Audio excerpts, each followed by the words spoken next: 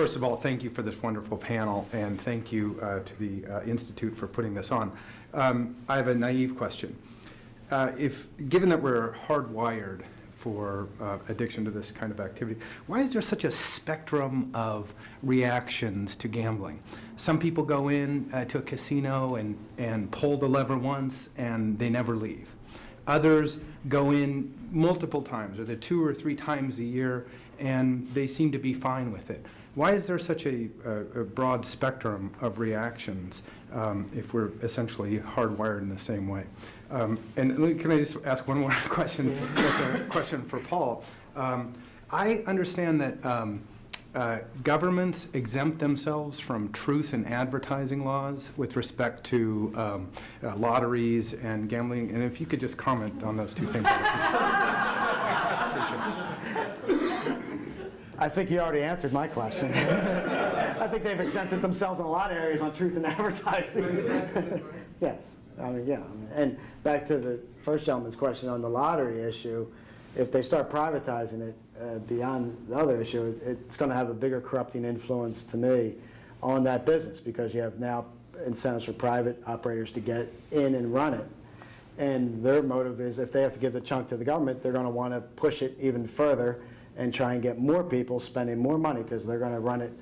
They're going to be much more efficient about cleaning out the lottery players than the government is, because the government's inefficient about it, even in the billions that they generate. But once a private company gets in there, everyone will be playing the lottery.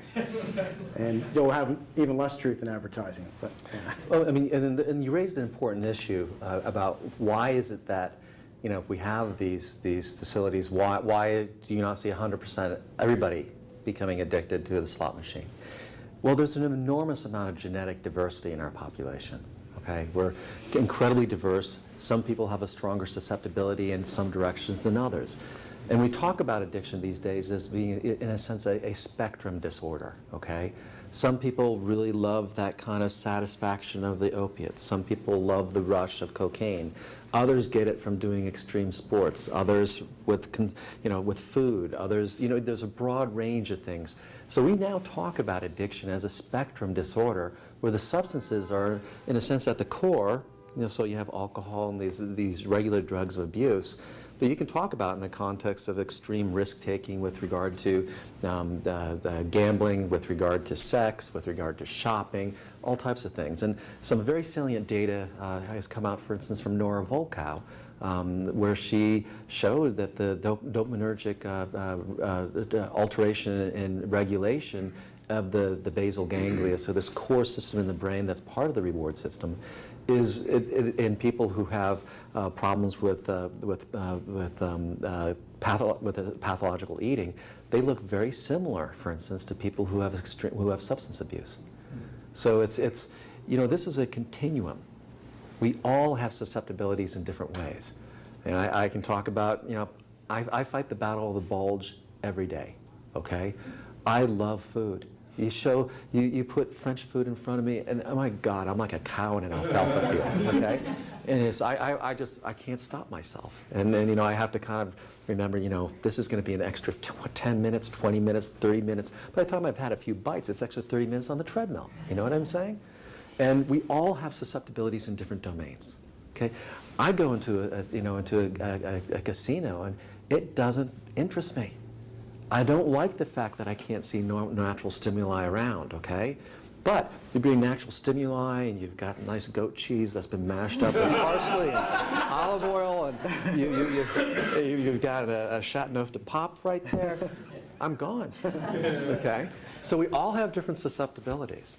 Or like a piece of modern art. Suddenly I'm sitting in front of a Rothko in a trance. Okay? We all have particular things, and a large part of it has to do with not just the genetic kind of endowment that we have, which is going to have some good things and some bad things for every single one of us, but also our experiences. Okay? So my mother loved modern art. My father and mother, they collected it. Apple doesn't fall too far from the tree, does it? Okay?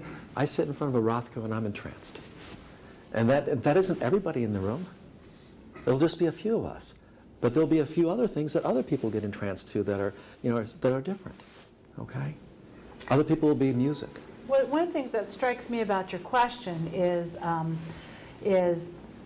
It's very clear that some people are more vulnerable than others to addictions of all kinds, as Hans said, but I'm sure it's true of gambling addiction.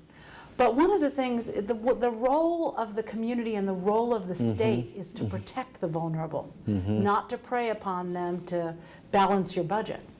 And so I think for even those of us who are not vulnerable to a gambling addiction, we need to really consider about how complicit we are in other decisions made by our legislators and in our communities.